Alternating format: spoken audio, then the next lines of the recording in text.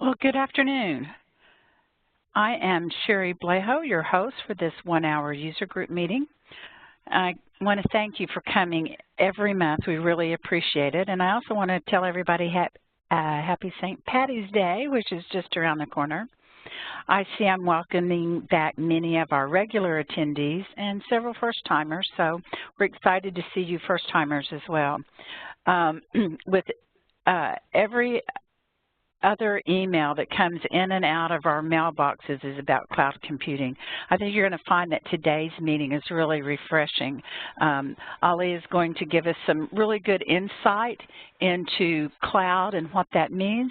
And then at the end of it, he's going to give you just a couple of little bits and pieces of Acumatica, the product that his firm represents. So I think you're going to find out why it really matters. As always during our meeting, if you hear something that's great and you want to tweet about it, then we want to encourage you to do that using Twitter with our SmartTalks hashtag and also our CS3 Twitter handle, which you'll see that's here at the bottom of this slide. And we'd love for you to connect with us via your favorite social media, whether you're on Twitter or you prefer LinkedIn or Facebook. You'll see that CS3 is present in all of those. We want you to keep in mind that these are your meetings, and we want to make sure that we are continuing to deliver value, and we want to make sure that these are really important to you. So please let us know how we're doing, and if there's a specific topic that you'd like for us to do, well, let us know, and we'll consider getting that slotted in. At the end of today's presentation, we're going to have a short 4-question survey that we'd like for you all to complete. And for your time, we're going to be giving away a $50 Starbucks gift card and a SmartTalks coffee mug to one of you via drawing. And all you need to do is complete that survey, and then we'll notify you in our next newsletter. February's winner was a $50 Amazon gift card, and that went to Tim Stewart from Abeka. So congratulations to you, Tim. I get asked every month, of course, if you can get a copy of the slide presentation, and you can download today's slide presentation. You can do that now from the registration page. Right here, just click on this, and then you can use that to take notes or just to follow along. For our CS3 Serve Access Plan clients, our slide deck and a recording of today's presentation is also available on our website, and it'll be up in the next couple of days, and we'll tell you more about that later. Because we know you'll have plenty of questions, we want to make sure that we get them all addressed. But we do have a large audience, and so everybody's been placed on mute. So all you need to do is just send us a question here via the WebEx meeting panel question box, and just type it in and click send. If that panel is not visible, then if you'll just click right here on this Q&A button, it'll open that panel up for you. You'll get full view, and you can communicate with us that way. So we are already on number 7 of our 18 service pillars. Sean, our VP of Services, is on site with a client this week, so he's asked me to step in for this part of the presentation. I will give him full credit for the notes. He wrote them up for me. So these pillars are the standards we've been following for many years to ensure consistent quality for each of you on every engagement. CS3 uses these 18 pillars to define how we're going to work to achieve this central purpose, to always provide extraordinary knowledge enabling your greatest success. So this month's pillar is Know Your Audience. So here's our sweet notes from Sean. From a service perspective, we're reminded that we need to ensure communications with customers in a way that brings the most value in the clearest method possible. This requires that we consider who we are talking to and how they prefer to communicate. Sometimes that's phone, email, texting, or in person, and what they want or need from that exchange. If we don't present things in a way that can easily be heard and digested and understood by the person that we're trying to communicate with, then we aren't connecting. Instead, it's just one person talking and another person hearing, but no one is communicating, at least probably not in a way that was intended. And while we can't control how actively the other party is engaged, we certainly can influence it by making sure that we don't talk over them or below them, socially or intellectually. So let's consider this from a self-preservation perspective. It can help you protect your integrity in your professional life, or possibly even keeping you out of the doghouse at home, according to Sean. So we've heard many stories of how someone has gotten this wrong, from people talking down to or dismissing someone only to find out the person insulted or ignored really had the most influence than was originally realized. Also, on the list of the ouch, that'll leave a mark list, is sending an off-the-cuff email to a much broader audience than intended. Almost everyone knows someone that's hit that send button on an email only to later realize that the distribution list was broader than planned. All of this can be summed up in 2 points. 1, always treat everyone as if they're the president or CEO of your biggest customer, and then you never have to worry that someone thinks you're talking down to them. And 2, always speak as if you're on a live microphone and send messages as if it will be read on the evening news or from the witness stand. So Sean sends his regards and his St. Patty's Day wishes as well.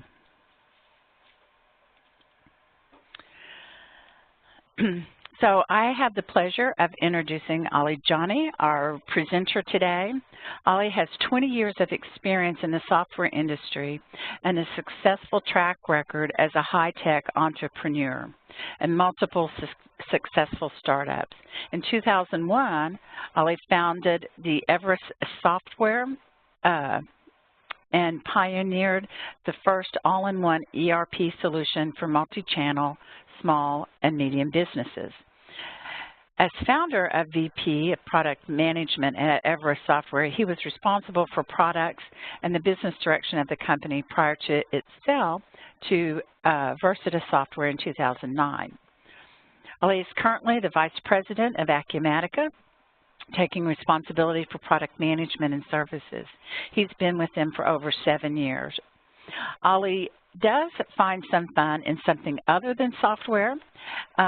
He never answered my question on this, so we're going to have him do it live. But what I found is that he takes some time off and is also a rodeo clown. So unless you want to argue with me on that, that's where we're going to leave these people. Well, I'm not a rodeo clown, but I do enjoy a lot of comedy, but I enjoy piano and a lot of sports. I enjoy tennis and skiing, and I have 3 children, which keep me quite occupied. Good. Okay. Well, I have passed controls to you, I think. Ali, can you see where you can pick those up? Yep, I did. Okay, and if you'll just share your screen with us. Well, you gave me control. You didn't share the screen. Let me do it real quick. Oh, that's my bad. Yep. Let go of my mouse and I'll redo it. I pass controls rather than sharing. I will try. I have to. Uh-oh.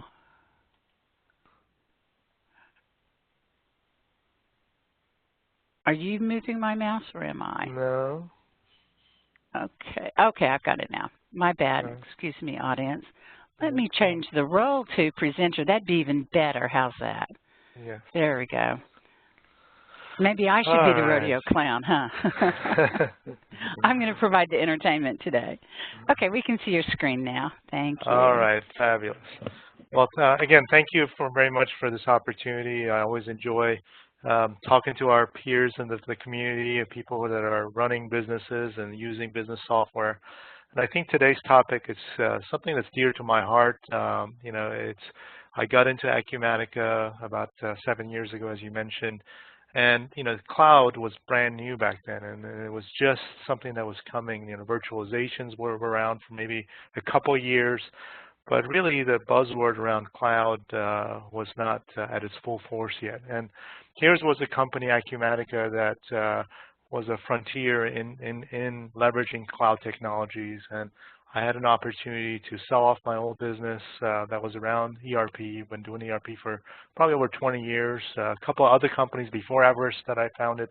But really the reason I sold Everest is because I saw that the next generation of products would be going towards this cloud type of solutions. And we had to basically make a choice of modernizing our application and rewriting them from scratch for the cloud, and that costs millions and millions of dollars to do so. So I decided to sell off the company, and I knew the folks at Acumatica as a startup. So I was employee number 5 who joined in, and we purpose-built a product for the cloud. And I think over time, cloud has become a more commonly used term today, but I think it's still quite confusing on what it actually means. So today I want to spend a little bit of time talking about what is really cloud computing, what's the business value of the cloud, why did I choose to go after Acumatica and really focus on driving this business value, and what is the business value for our customers that leverage our cloud solutions. And then, is cloud for everyone? I mean, not necessarily. So if we want to talk about, is it the right choice for particular types of solutions or a particular business environment? And then if it is right for you, and you are looking to maybe leverage the cloud for a business application like an ERP solution, what you should be really looking for. So those are the topic areas. And Sherry, you keep me honest and make sure I get pretty passionate on these topics, and I keep talking really quickly. But if you want to slow me down and put in some questions in between, I'd be happy to answer them instead of waiting to the very end. Okay? Sure, and just a reminder, just send your questions in as they come to mind, and if it's appropriate, we'll interject them in right then. Okay, excellent. All right, so what is the cloud? So I looked it up in the dictionary. Every year it seems to change in the dictionary, but the most recent ones, as of a few weeks ago, I found some interesting items in the definition that I kind of bolded. Conveniency, minimal management effort. So it's become more and more over time about doing things on demand, leveraging shared pool of resources that help you create scalability with low cost.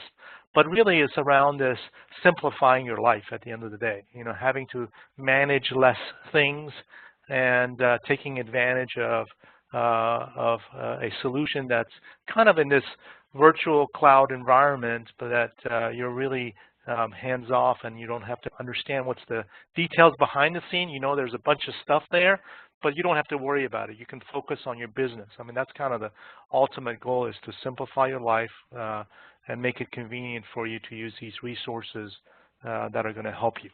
So what does that mean when it comes to business software? And is it new? And reality is cloud is not really new. I mean, it's about renting, processing resources. So things kind of circle when you think about technologies. We used to have these mainframes and time-sharing solutions back in the 70s.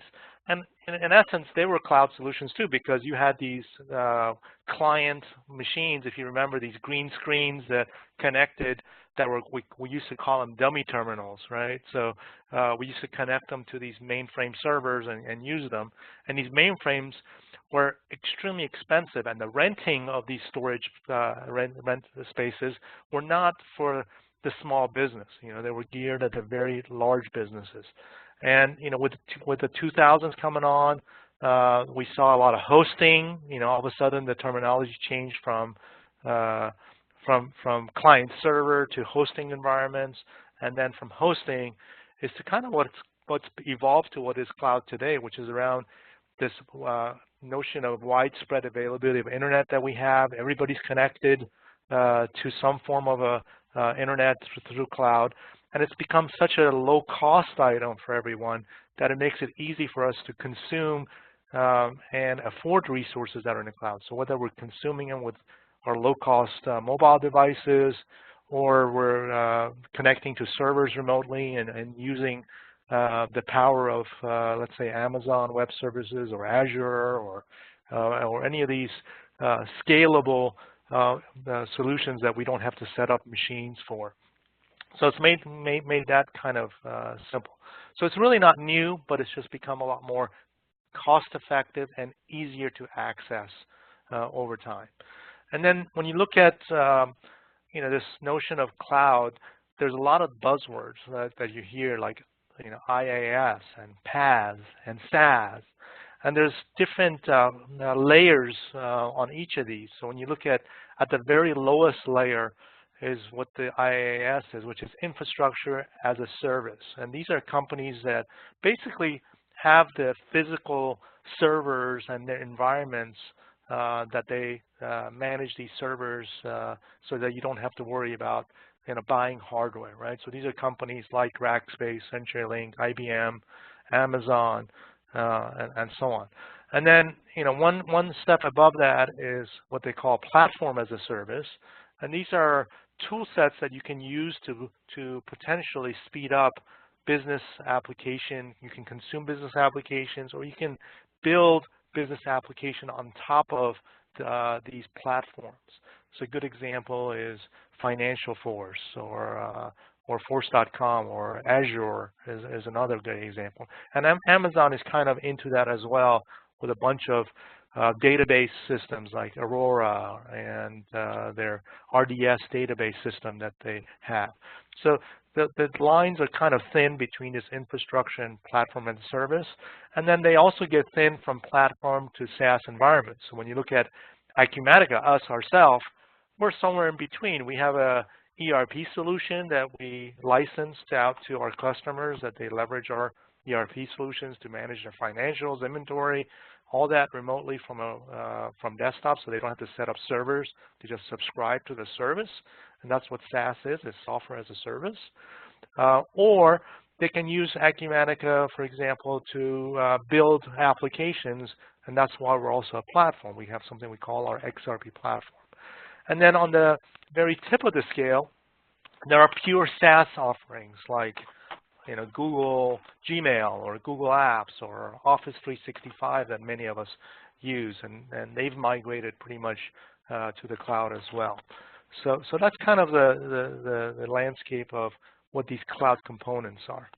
And then what we don't realize is most of us already use cloud. And as of almost a year and a half ago, almost 2 years ago, the percentages were 60%. I checked back with IDC on this, and they believe it's more around almost 70% now of us are using some form of cloud service. If we have a computer or a phone, then we're definitely using it.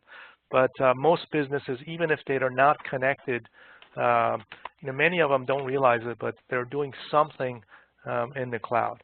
And when you look at it, more than one or two small business applications are being used. 59% of them are using multiple applications in the cloud. So that's a big change from where we were maybe 6, 7, 8 years ago, where we were all afraid to put our data in the cloud.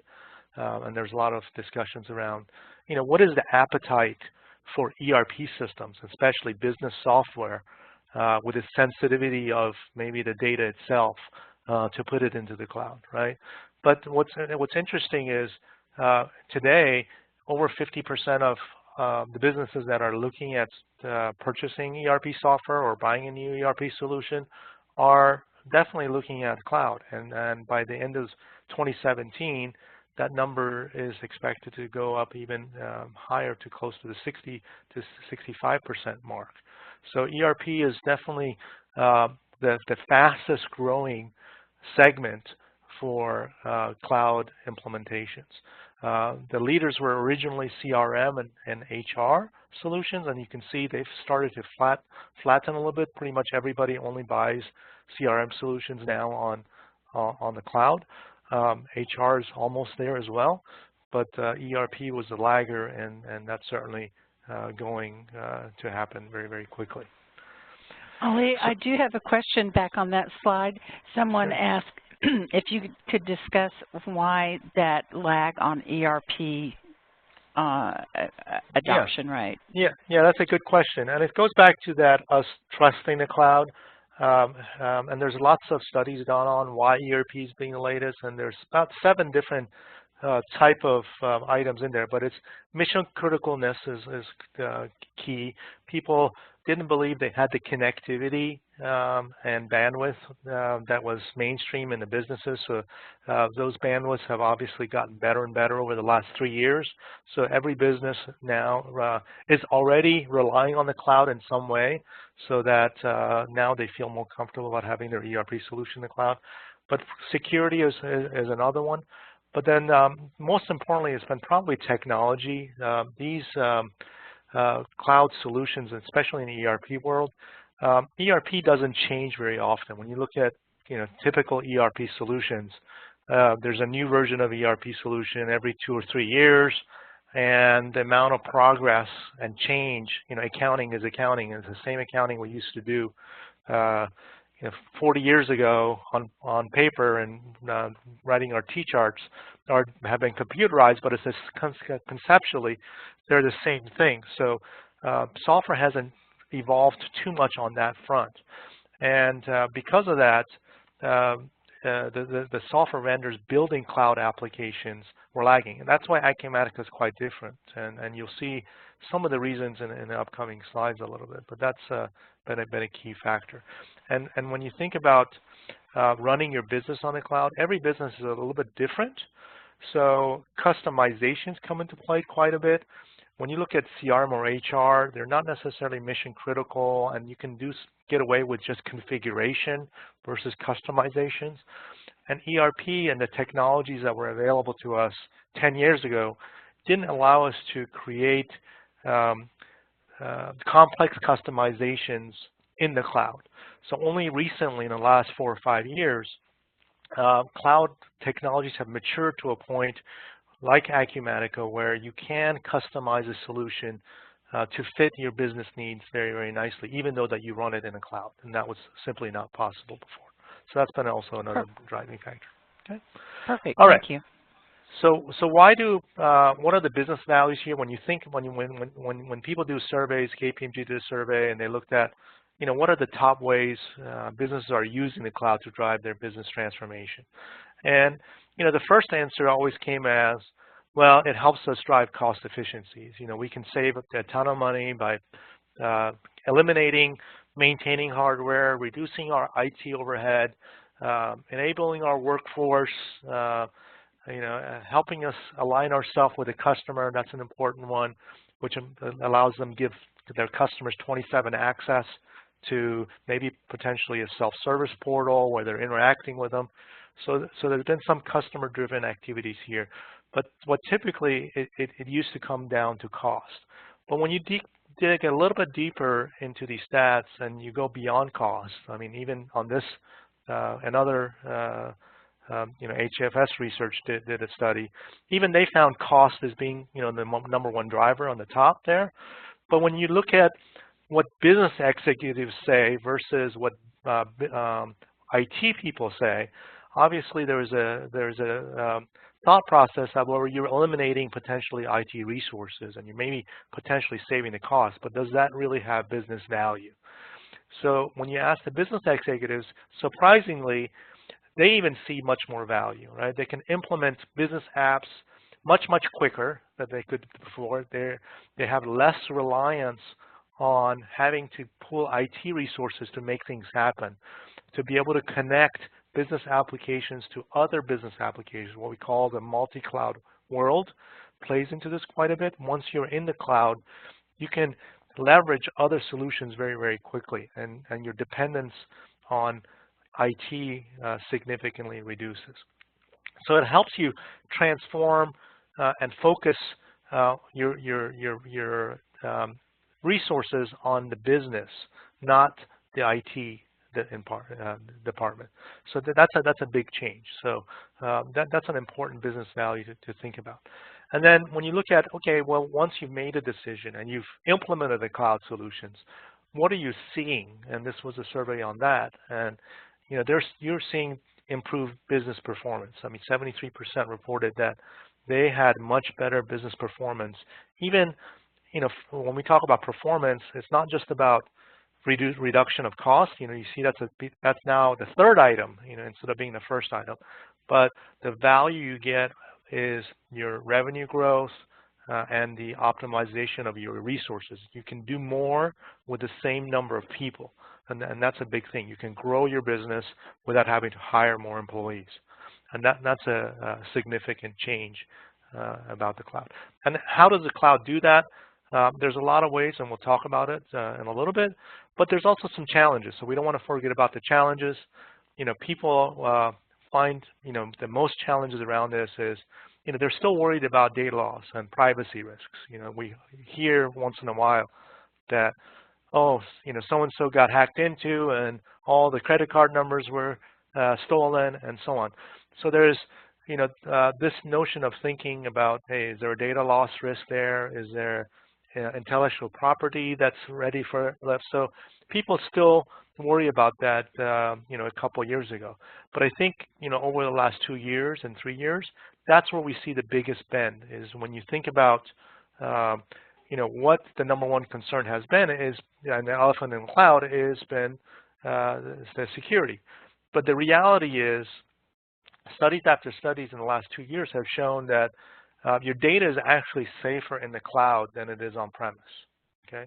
Because these companies like Amazon, like Microsoft, and if you have the right provider and you house your system in the right place, and there's lots of new compliance regulations that have been put in place. For example, SOC 1 compliance, where Acumatica is SOC 1 compliant, for example. And then we go through major audits every year, and in fact every quarter, and they review all our security practices and security processes, and from physical security to roaming USB drives around the office and things like that. So chances are, there's no way that you can invest the type of money that these large infrastructure companies are spending on physical security.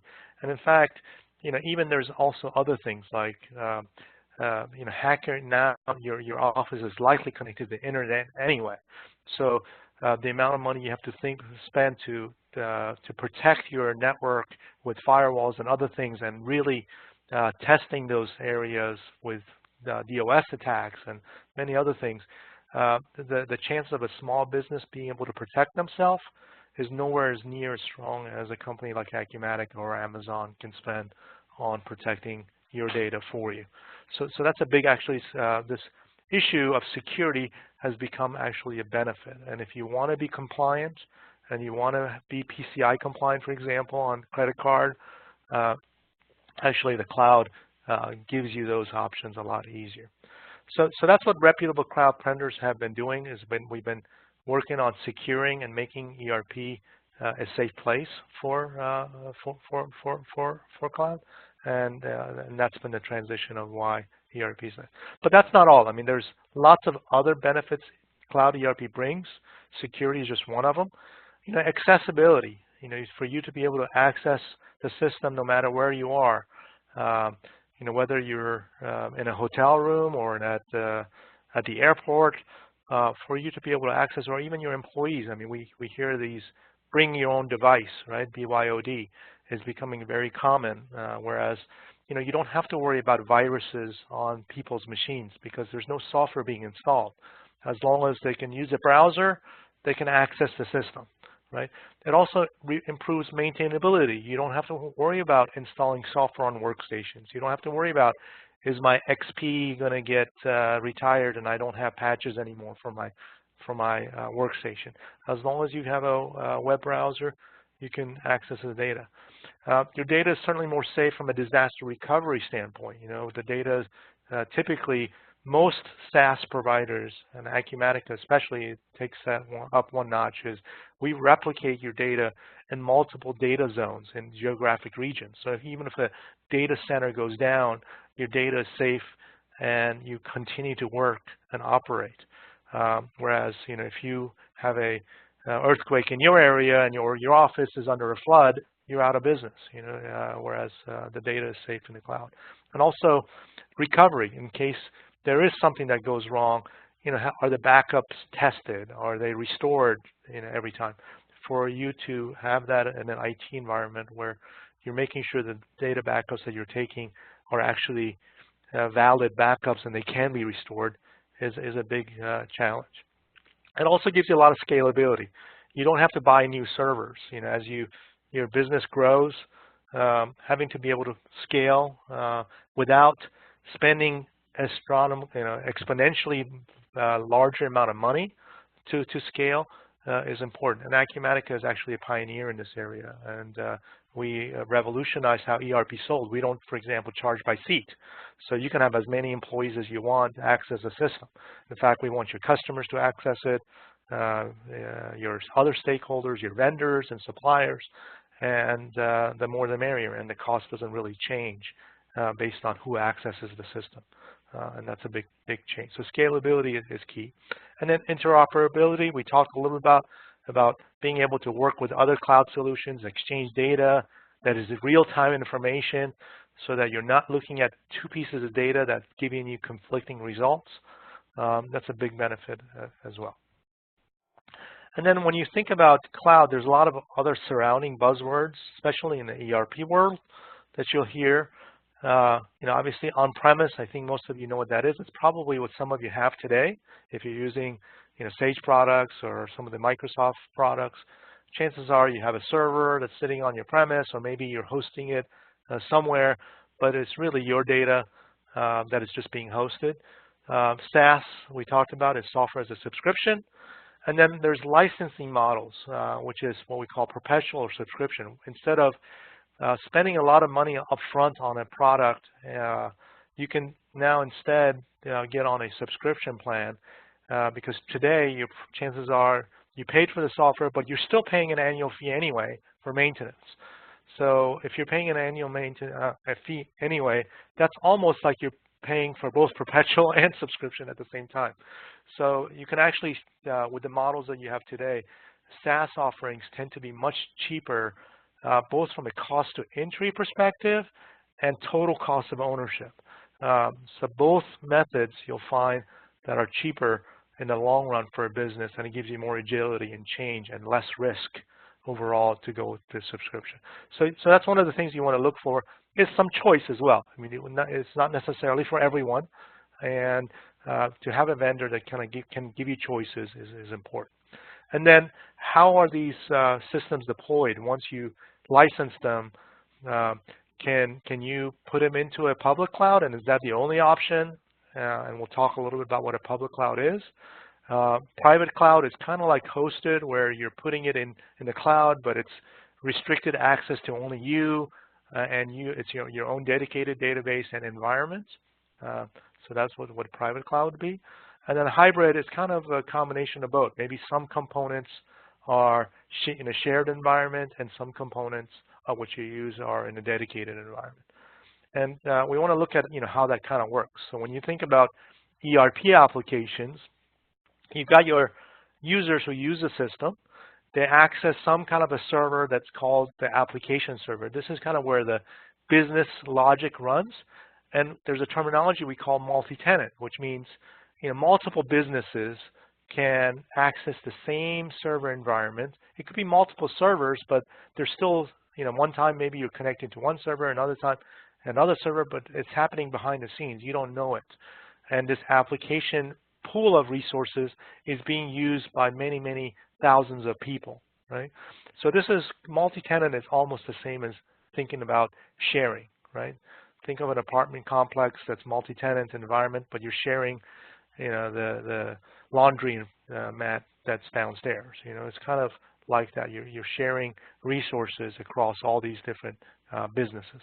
And then the database works the same way. There's a layer of database that many, many tenants inside of the database, but there's a single database that's serving everybody. So this is known as what the public cloud is. Hybrid is maybe one pieces of it is shared, so maybe the application server is shared, but you have a dedicated database. The nice thing about this is you control some things, like for example, when you do your upgrades. You know, instead of everybody getting upgraded at the same time, maybe you have some control over that. Maybe you can download the database and have it for safekeeping if you want a copy of the data. So there's some benefits to hybrid as well. And then there's private, Ali, which is like that. if I could interrupt right here, this dovetails in with a question that's come in. They wanted to know about easy access to data. I think if you could expand a little bit about downloading your data thing. I think a lot of people in the cloud assume that they can't get to their data. Yeah, and that's actually a very, very good question, because most of the time when you go to the public cloud and it's a true multi-tenant solution, rarely they're going to give you your data that's fully intact. Right? You might get pieces of your data. You can go and export your customer list. You can go export your item list. But really, if you want to take the data as a whole, as a relational database, and deploy it locally, and maybe even get into this sandbox environment that's local, or maybe you want to do some development testing, chances are most cloud providers are not going to give you that. Acumatica is different in that we have certain technologies, because we were built in the last decade, not many decades ago, in that we can take a slice out of this multi-tenant environment. We call them snapshots, and then we let you download that and then restore it locally, and then you have complete access to your data. So technologies are becoming available, which Acumatica leverages to do that. But most of the time, 99% of the time, you have to be in a hybrid model with a dedicated database to get access to your data. All right. Perfect. Thank you.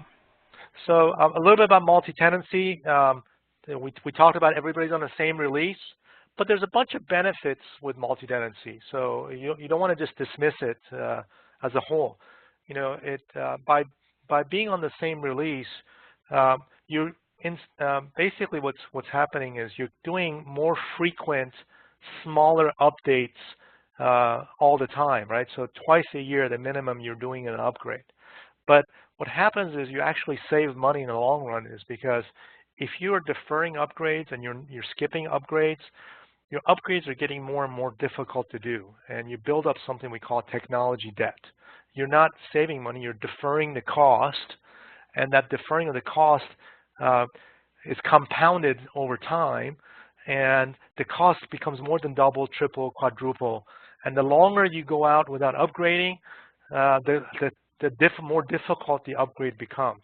So it's actually beneficial to do smaller, more frequent upgrades, and you'll save money in the long run. So, and it also helps you drive innovation, because you're building communities. When you're troubleshooting, when you're putting messages in a community board, you're talking to peers that are using the same version of software that you are. Whereas if you're on the old version, now everything becomes more difficult. You know, it's harder to troubleshoot, it's harder to get help, and it's just more and more difficult. So by doing these smaller, easy, predictable upgrades, you get some benefits. And typically, the vendor manages most of these upgrades for you. Like if you subscribe to Acumatica SaaS environment, we do the upgrades. You work with your partner a little bit just to make sure everything's that's checked out. So you do go through a user acceptance testing, and maybe you just verify if there were any customizations that you made, they're all working. But the amount of time you spend doing that is very, very minimal, because you're doing them so frequently, and it becomes cheaper in the long run. Okay? And then the other big benefit is up-to-date compliance. If you're on an old version, chances are there's security risks with them. You may not be compliant anymore if you're thinking about becoming a public company, or you have some audit documentations that you have to provide. If you're trying to raise money and funding, they look for this kind of information that you're meeting compliance. So multi-tenancy definitely has some benefits. And then if you look at what's important to not give up is that notion of data ownership. You want to pick a vendor that you still have access to your full relational database, right? So that's something that you want to look for when you look for a cloud ERP. And Acumatica can certainly be one of those players who can give you that full access. And you need to understand what you're not getting. A lot of times when you subscribe to a service, they're very good at telling you, what you're getting, but unless you really understand their product pricing models and what all the gambit of modules that they have, what the restrictions on the additions they have, what additional, as you grow, what the cost will be of resource upgrades or additional user upgrades. Is there costs involved with test and development licenses? What happens during these upgrades? What if we need to do a test? What if our vendor and our partner like CS3 is doing some custom work for us and they need a sandbox to test things in? So just make sure you understand what you're not getting, and if you understand that, then you're in good shape. And then you want some flexibility. I mean, you don't want to pick a vendor where you're stuck and you're at their mercy, right? So a lot of times if you go with SaaS vendor, do you have a chance in case, let's say some new regulation comes out and for a certain market that you're in, you have to have your data on premise. There's already many countries that if you do business in those countries, they want your data to be local in that country. So on-premise has a role in that, right? So you want to make sure you're not stuck and you're picking a vendor that lets you start with one process and maybe switch to another. And Acumatica is one of those vendors who lets you start with on-premise, move to the SaaS or vice versa, or maybe even do a hybrid or even do a private cloud. So the choice is yours. Okay. Understand customization limitations. A lot of times you're giving up a lot of ability because you're going to the cloud, and all of a sudden, you don't have access to the database for integrating to your other solutions. Yes, maybe you can use web services to integrate to third party, but what they don't tell you a lot of times is there's huge costs associated with web services, and even if the costs are low, the scalability of them, amount of data that you want to pull from these web services, typically there's rising costs. The more requests that you do per hour, the more they're going to want to charge you for them. So make sure you understand the scalability of the web services as well. And then when you think about customizations, think about, can you add new screens? Can you completely change that business process to meet your needs? So Acumatica shines very nicely on these areas. And then understand their mobile technologies. I mean, more and more, there's predictions that most of us are not going to be using PCs anymore, come in 3 years, 4 years, 5 years. When you buy an ERP solution, you're really buying the software not for your today, you're buying it for your next 10 years, 15 years, 20 years. So you want to make sure you're picking a technology of the future. You're picking a product that has a vision of what the product's going to look like, and it's already on a technology that's built in these decades, not something that was built on technology from 20 years ago. So, and then you want to make sure you've got some choices on timing of upgrades, because it's nice to do 2 upgrades a year, but can you choose a time? And if they let you choose a time, what's the cost involved in letting you choose that time? So, a lot of us have our busy seasons. We can't do upgrades in a certain time of the year, and if they force you to upgrade, it becomes a challenge, a business challenge as a whole. So you want to make sure you've got some choices around that as well.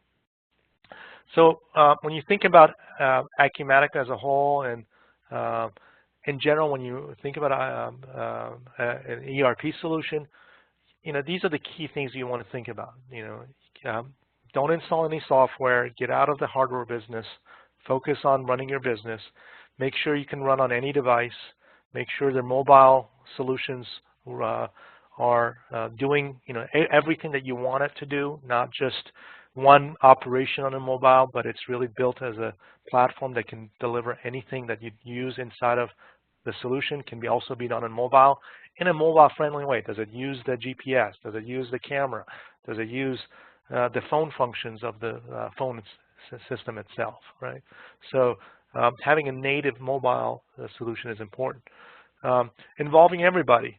If you don't involve everybody in your business, you're not going to become productive. So everybody in your organization should be involved. So paying for seats per user, it's a challenge, and really you want to make sure that you can not just it's not just about your 4 walls anymore either. It's about can your customers interact with your solution? Can your vendors do requisitions and bid on products that you're trying to acquire, and things like that?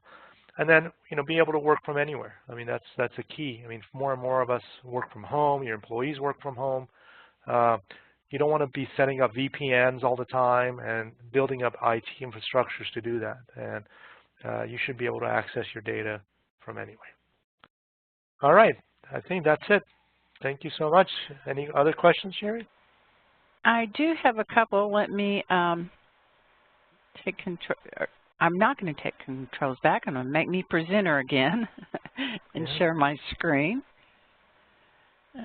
Okay. And here we go. Yeah, I do have a couple more.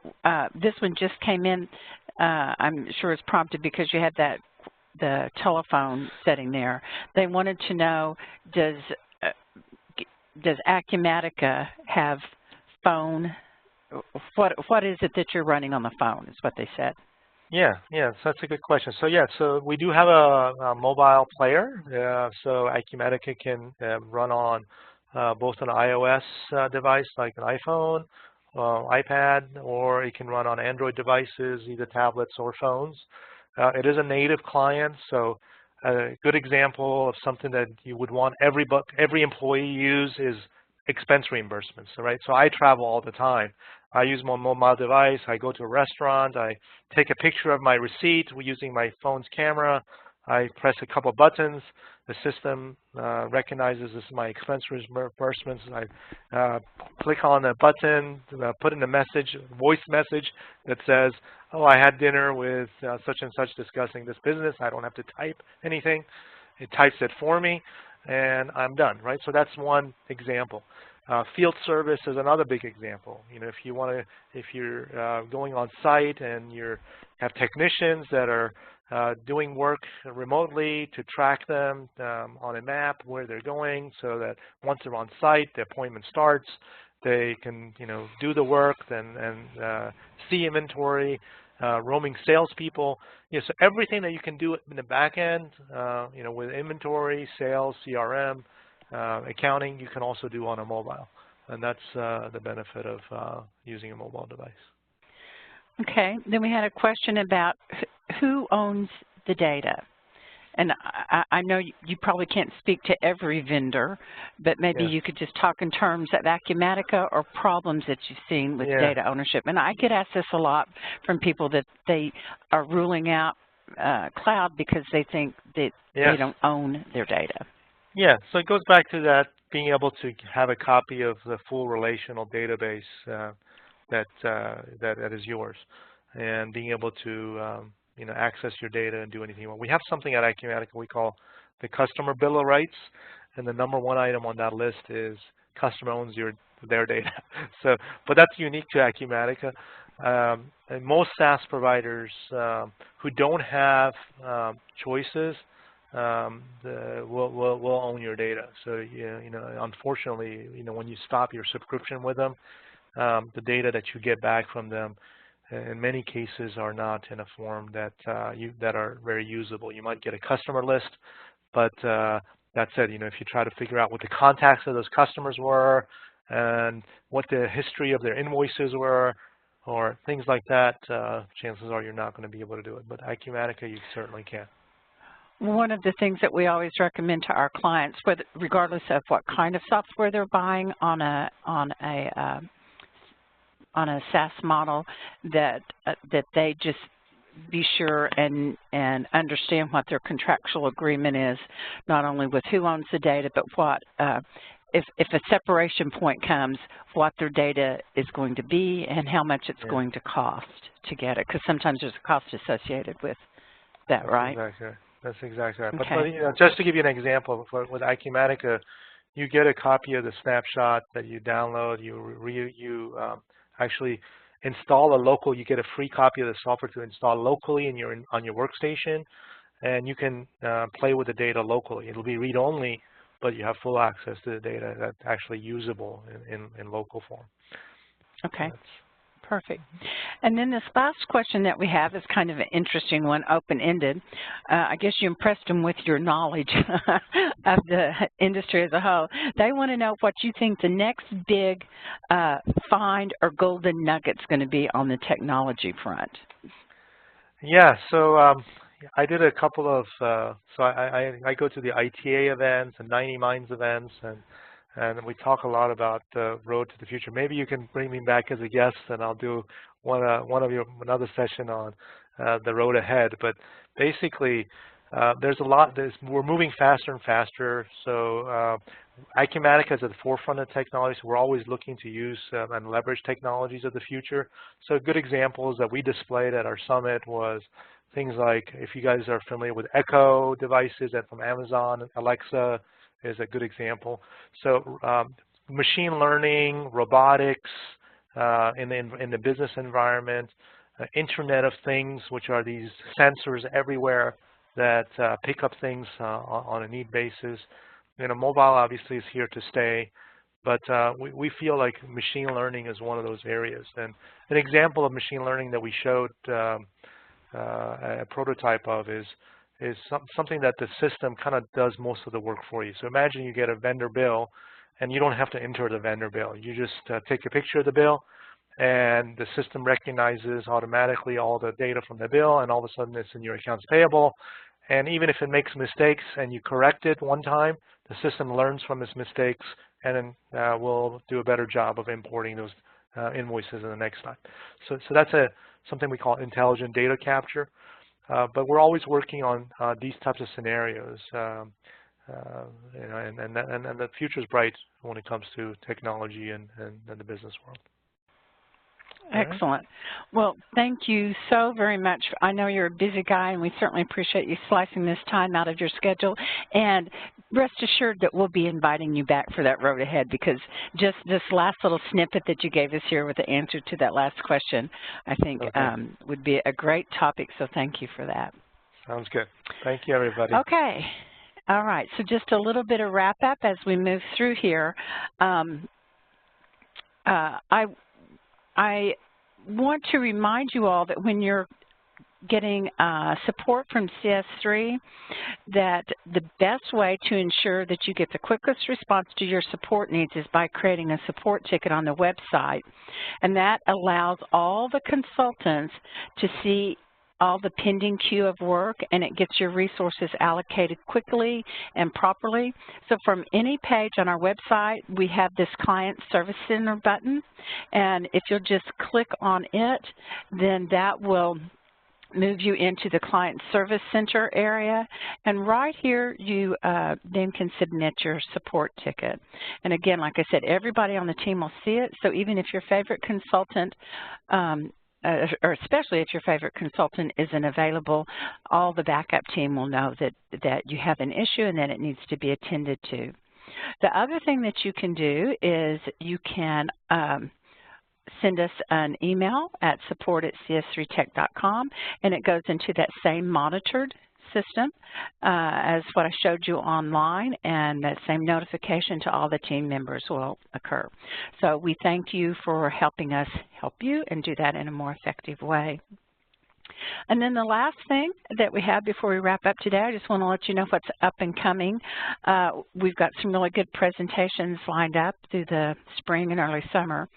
We have two of our most on-demand or in-demand consultants that's going to be showing you some quick and valuable tricks with crystal reporting.